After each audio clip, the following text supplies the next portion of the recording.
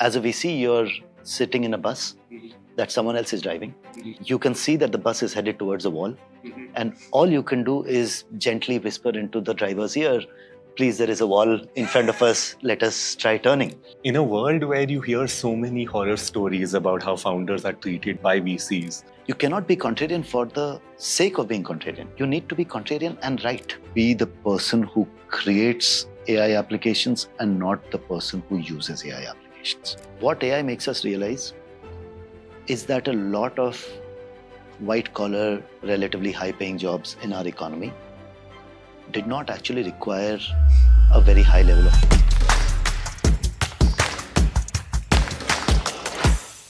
a BTech from IIT Delhi, an MBA from INSEAD, product roles with Synopsys and Adobe before joining the VC world in 2007 and then going on to co-found Stellaris. Ritesh Banglani, you've truly done it all, and thank you so much for joining us today. How are you doing? Thank you so much, Shaurya. I'm doing very well. How are you? I'm doing so well, thanks. We have Ayush with us today also. Yes. Hey, Ayush. Hello, Shaurya. So, as somebody who has such a colorful and bespeckled past with Helion, where you backed companies like Taxi for Sure, Lifestyle, Truly Madly, after that co-founding Stellaris, focusing on fintech, mobility and software. How have you done all of this? Thanks, Shaurya. At first, when you said colorful past, I was a little scared. But thankfully, we're still talking about work. So, no, it's just the benefit of time. I mean, time compounds what you can do in life. I've really only, you make it sound like I've done multiple things, but the reality is I've only ever done tech in my life. I started my career in tech and I'm still doing tech. The specific function matters a little less than whether you're on that rocket ship or not. And I have been very glad to, I've had the privilege of entering the workforce in 1999, just as the tech industry was really getting off the ground globally. And it has been a tremendous 27 years. I genuinely believe that if you're at it long enough, you'll get to do interesting things. Before we get further into dissecting your answers, I just very quickly wanted to ask you, how did the name Stellaris come into being? Oh, interesting story. As you know, creative juices only flow under conditions of extreme panic. And so was it for us. We had our first big investor pitch the next morning. And till the previous night, we still did not have a name. And my partners, Rahul and Alok, they were relaxed about it, but I wasn't. Because I genuinely believe that anything is only real when it has a name. And how do we convince an investor that we are real if we ourselves don't know what we are called? So instead of putting XYZ fund on the slide, I was desperate that night we need to have a name. So I put that request on my family WhatsApp group, as you do. Yes. And my sister-in-law responded with the name Stellaris. And she said it meant stars in Latin. Yeah. I didn't even bother to check. I just put it on the slide as Stellaris and then created a story post facto that the reason we named it Stellaris was because we want to back star entrepreneurs and also because it sounded cool and science fiction-y as a name. Yeah, that's great. How is coaching founders different from coaching students at IIM Bangalore? For one, you don't control their grades. So, you work through influence more than you work through any real power over founders. As my ex-colleague used to put it, as a VC, you're sitting in a bus that someone else is driving. And you can see that the bus is headed towards a wall. And all you can do is gently whisper into the driver's ear, please, there is a wall in front of us, let us try turning. Please stop. Right? You can't take over the wheel. You cannot even yell. All you can do is gently coax the driver that there is a wall opposite and we must do something about it. But to be honest, it makes you realize, it makes you learn how to wield influence without having Influence. authority. It is one of the greatest skills for any professional to learn. And I've been lucky to have been in the VC industry since the age of 29 to have learned this skill early in life. And I mean, your outlook, I mean, I know that almost a thesis for Stellaris is being founder friendly. In a world where you hear so many horror stories about how founders are treated by VCs, what is the motivation behind this sort of positioning and stance? So first of all, I'm glad you don't know the real truth. But actually, I don't think being founder friendly is a value proposition. Okay. Being a decent human being is really what matters. Because when you say you're founder friendly, you are in a way being fake. Sure. Because fake friendliness is not friendliness at all. Yeah.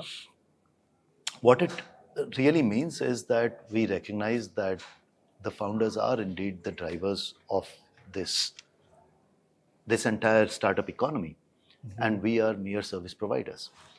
And just like you hire an auditor, you hire a company secretary, you also hire an investor, because capital is a commodity. And the most we can really hope to be is a shoulder to cry on.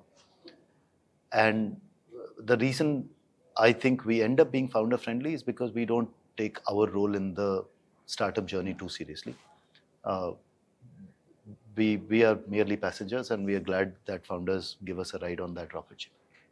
You recently on an ET summit quoted that India only wants to build in two sectors, AI and quick commerce, right? So when you hear about AI startups today, what makes you think that what makes you lean towards those startups, right? What makes you think that this is a startup which will take off? I mean, first of all, I would like to correct one term of strong thesis. I think, again, to go back to the intellectual humility that I was talking about, I genuinely believe that as a VC, you can hold strong opinions, but you need to hold them weakly. Okay. In the sense that you need to be willing to change your mind when you see evidence on the ground That's fair. of something working or not working. So while we do have some hypotheses, I would not at all say that these are strong theses. These are strong opinions, weakly held. Weekly. Fair.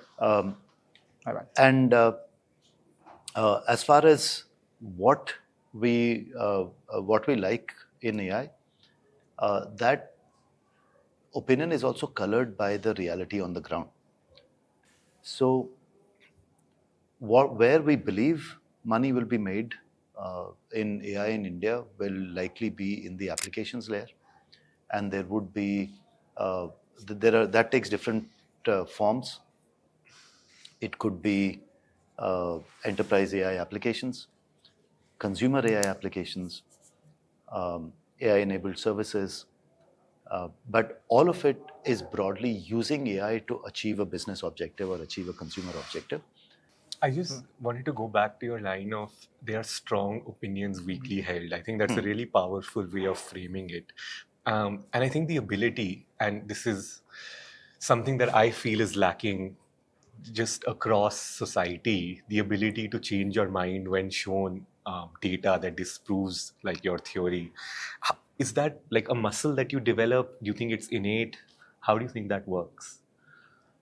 I think if you are in a profession with very strong feedback loops, you have no option but to develop that muscle. Okay. Let's say you're in sales, right? In sales, every quarter is a moment of truth, right? If let's say you might have theories on how to sell, but if that theory is not working at the end of the quarter, and you continuously miss your targets, you will have to change your theory to conform with reality. Venture capital is a profession where you cannot hide. if you believe in theories that don't work, you can believe in them for a period of time, but eventually you will be shown up. So there is a feedback loop in venture capital. Here, I have to live and die by my ideas of what will work and what will not work, and which is why in venture capital you are in a way forced to confront reality, and you can't, to use a Gen Z word, you can't live in Delulu land for too long, and that's why you have to have weakly held opinions. But it's very interesting to me that you actually picked sales because I feel like sales is one of those professions where you sort of also have to live in Delulu land, as you call it. So, I mean, how do you reconcile that? Like, And that's the strong opinions part. Okay. That you need to have you need to have an edge, Okay. but you need to continually validate that edge against reality. And if your theory doesn't conform to reality, Then- you must change your theory, not wait for the reality to change. But just to add on to that question, do you not think great companies or exceptional outcomes happen when you have counter opinions for a lot of data? Because every Absolutely. time your data will not prove what's the reality, right? And probably the future as Oh, well. absolutely. But this is something about being contrarian that a lot of people don't understand. You cannot be contrarian for the sake of being contrarian. contrarian, You yeah. need to be contrarian and right. So, Stellaris has previously spoken about the merging of software and service and how SaaS used to be software as a service, but now is also becoming service as a software, right? Yeah. So, where do you think, what does that mean for India's most interesting AI opportunities? Are they not in software anymore, but more on the services side? At least I don't believe in false dichotomies like this. Okay. That if there is a services opportunity, there must not be a software opportunity. Why not both? Most VCs have stayed away over the last 20 years from investing in services.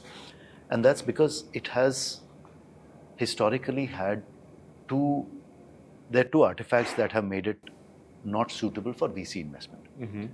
One, that it is less scalable than software.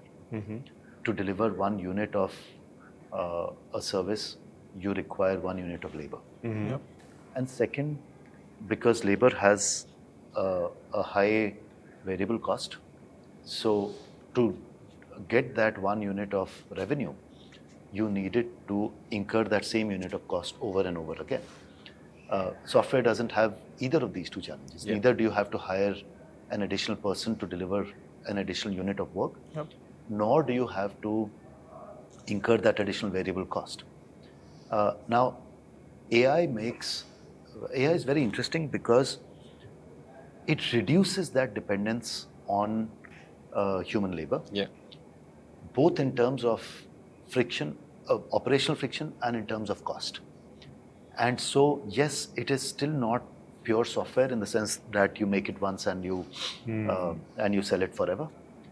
But I think software itself is changing. Yep. We are no longer living in a software world where you make it once and you use it forever. We are living in an entirely new paradigm of software where every time software is needed, it is created from scratch automatically then. Yeah. The interesting question though is not so much, is it VC investable now with AI? The interesting question is, will it remain a services business or will it become a product business? So something which is, if we take these three examples, 100% delivered by humans, 80% delivered by technology and 20% delivered by humans, and 100% delivered by technology. We used to call the first one services, the last one software. Yeah. And we have something in the middle now, which is what we are calling AI-enabled services. The real question is whether we will move towards the right in this paradigm. That slowly will the human component become smaller and smaller till it becomes negligible and then zero. My own belief is that while directionally that will be right, there are some structural reasons for humans to be in the loop in many industries forever. Even today, we have a company in our portfolio called Carpal that is a platform for radiologists to use AI algorithms. Yeah. It can be argued that an AI algorithm or some AI algorithms can already do a better job than the human radiologist can. But again, these kind of industries will continue to operate in a co-pilot mode, where it is a human taking the final judgment and the AI assists that judgment. The most could be just the accuracy required in that job. So we have another recent investment called Atlas that is using AI to deliver accounting services. Now, can AI do a reasonably good job in accounting? Absolutely. But the cost of making a mistake in that industry is very, very high. And that's why the human in the loop is very much still required to either validate the output of the AI or to, in a way, almost run the AI to give custom inputs to the AI to be able to generate that output. And for both of these functions, humans are required. I'll give you one more example. We have another company in the portfolio called Pybit. Okay. They are doing insurance underwriting using in the AI-enabled services model. And again, the cost of getting that underwriting wrong is very, very high for an insurance company. So even if AI can do 80% of the job, 85% of the job, the human in the loop today is required. But I also do believe that directionally we are moving towards more and more automation. So certain industries, I believe, will be fully automated, can be fully automated even today, where the need for accuracy is not very high. So Carpal is basically providing a co-pilot to radiologists to access multiple radiology algorithms. Because we know that for the foreseeable future, the radiologist is not going away. And so the right model to back in those cases is a co-pilot model. So I have a question here, digital marketing. So you said that digital marketing can be fully automated via a software, right? But my question is on the analysis part of the digital marketing, right? Even the decision-making part and that feedback loop. Do you not think we'll still require human judgment and human analysis to, of course, the clerical part and the targeting and all that stuff can be sorted with AI, but... No, I think that is the fundamental difference between software and AI. We can debate whether the AI makes good judgment or not, but in this specific case. But it is indisputable that AI does make judgments, unlike traditional software. Traditional software is rules-based, deterministic. And so what you get is automation. But AI is probabilistic and judgment-oriented. So what you're getting is intelligence. Whether it has enough intelligence to apply the right judgment to your task, that can be debated. My belief is that most of digital marketing actually does not require deep human judgment. Whereas, I don't know, cancer diagnosis probably does require deep human judgment. So it'll take much longer for AI to get to that level of intelligence. But it is my belief that it is already at the level of intelligence required to deliver good, if not great, digital marketing outcomes. And remember, again, the cost of making mistakes is low. So it is not trying to be at the level of the best digital marketer in an economy. Is it already at the level of the average digital marketer in the economy? I think so. When you're talking about this spectrum, right, between 100% human-based services versus a mix of 80-20 versus fully technology-driven. For students out there today who are trying to understand how to navigate careers in an AI world, how do you think they should think about it? It's a tough environment. Because a lot of what AI makes us realize is that a lot of white-collar, relatively high-paying jobs in our economy did not actually require a very high level of intelligence. And so those jobs are going to reduce in, if not in number, they're going to reduce in number of people required per unit of work delivered. I don't think that the amount of work delivered is fixed. Mm-hmm. So let's say we are in that middle paradigm Mm-hmm. where you require 1/5 as many people Yeah. to deliver the same level of work. Now, should we panic? I don't know. I genuinely don't have a good answer to that question, because if we believe that the amount of work available is fixed, then you need 1/5 the number of people to deliver it, and that means that it will be 1/5 of the employment that same industry generated earlier.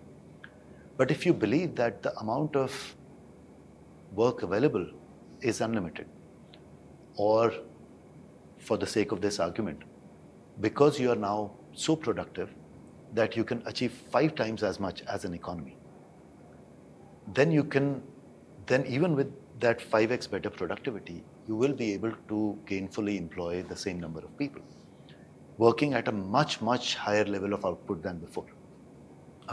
I genuinely don't have an answer to that question, because while we have had phases of technology-led product growth, the slope of that graph has never been as steep as it is today. Yeah.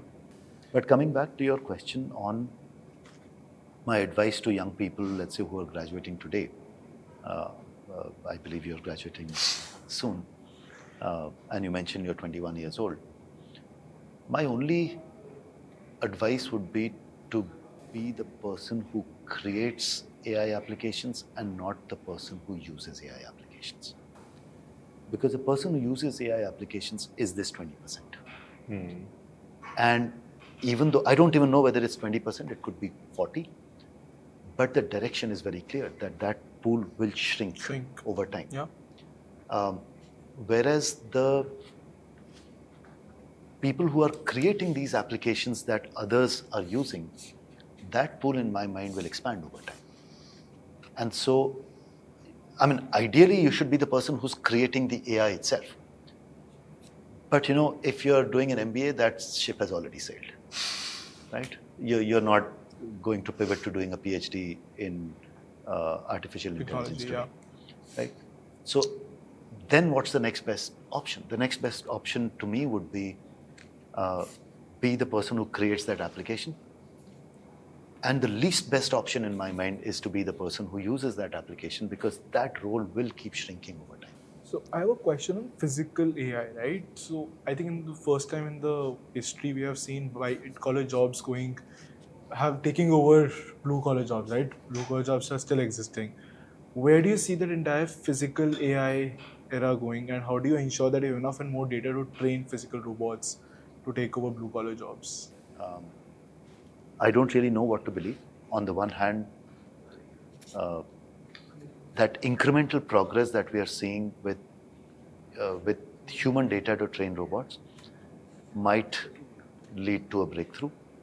On the other, the other line of thought is that robots will have a sort of meta level of knowledge on how to accomplish a task, and will be able to fundamentally do physical tasks better than humans, because they are not limited by the capacities of humans. So, short answer, I don't know which way it will evolve. So you said in one Your Story article that only 2% of companies that succeed, right? And even funded companies fail more often than not. Yeah. What do the founders who actually succeed have in common? I look for two things. I look for evidence of top-down thinking combined with bottoms-up learning. And let me explain. These are buzzwords, but I mean them. See, building a startup is a complex task. You are willing into existence something that did not exist before. You are willing into existence. Somebody thought that this should exist, and they make it exist. Now, this requires first a lot of top-down thinking and navigation. That comes from intelligence, and that comes from expertise. But it is both top-down. I have a theory on how this can work, and let me go and test that theory. to use my earlier framework, professors are really good at top-down thinking. Consultants are really good at top-down thinking. Engineers are really good at top-down thinking.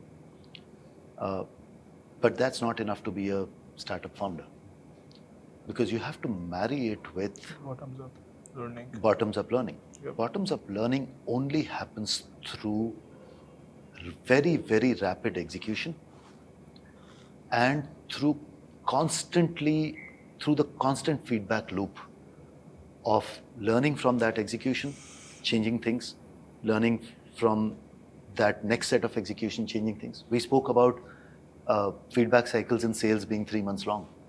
Feedback cycle, if an entrepreneur has a 3-month long feedback cycle, he will be dead before he raises his Series A round.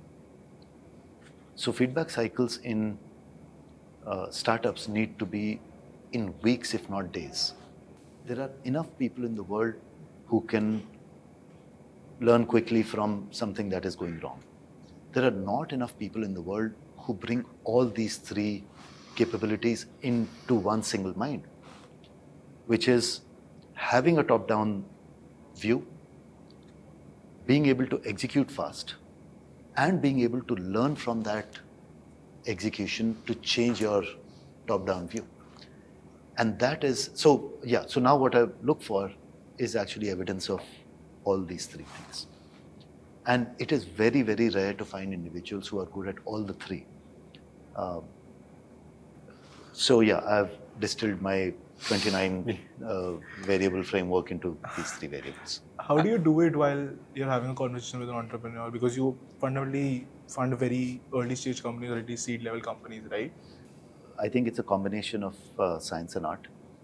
You start off with a checklist, and I often advise my younger colleagues to have a checklist, because sometimes if you're not judging a founder comprehensively, it is not fair to the founder. And eventually, I think it becomes a little bit of an instinct to figure out how this person learns, how this person executes. And to be honest, the hardest thing in all these 3 is learning how they execute. For a founder watching this who wants to raise from Stellaris, what should they actually do? How should they reach you? What should they prepare? And how do they get a yes? Reach out to us through any medium. The best way to reach out to me specifically is WhatsApp. Okay. Because anyway, I'm not very good with email. But what should you reach out to me with? I have a point of view on that. I think a lot of founders cram too much into the initial pitch. Even that blurb or the intro that you send has usually too much information. At the time that I receive a pitch, I'm really only looking for 2 things. I'm looking for who you are and what you do. I don't at that point need a slide on market size. What you do is important, because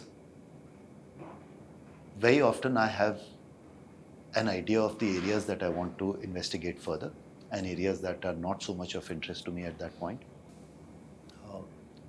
Later in the presentation, later in that conversation, I think it is important for me to learn what problem you're solving. At the stage that we invest in, your solution is relatively less important. It is great if you can demonstrate that your solution can be differentiated, but it's not at all a requirement.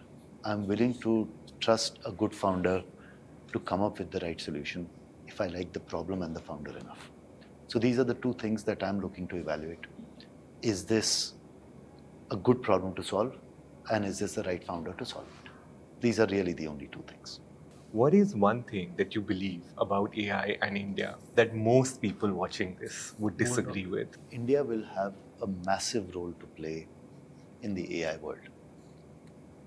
I think most people, not only in India, but globally, are underestimating how much of a role India will play in AI, because the conversation is still very much at the frontier technology level. There is a lot of deep value in that stems from India's leadership in white-collar professions. That lies in an understanding of how things are done, as opposed to only what needs to be done. And I can't say for sure whether the business model that will work will be AI-enabled services or applications or some third business model. But I do believe that that innate knowledge that lies in Indian firms and Indian talent, the knowledge of how something should be done is it's very deep, it is very complex, and it doesn't exist at that scale in any other economy. And that will be our edge in the AI world. And I think over the next 10, 20 years, we will see that translate into real value being created by Indian companies. Thank you so much, Ritesh, for being with us, for sharing our thoughts. And before I let you go, I just have one final question that I want to ask you.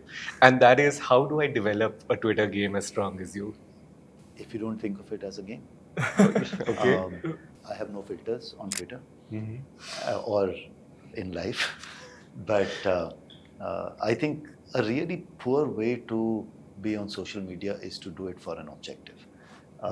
You know, I hate the term personal brand building because it reduces your entire personality to an objective, to a marketing metric. I genuinely think that if you bring your real personality to any group of individuals on any platform, whether it is in real life or on social media or to your office, people connect with you better.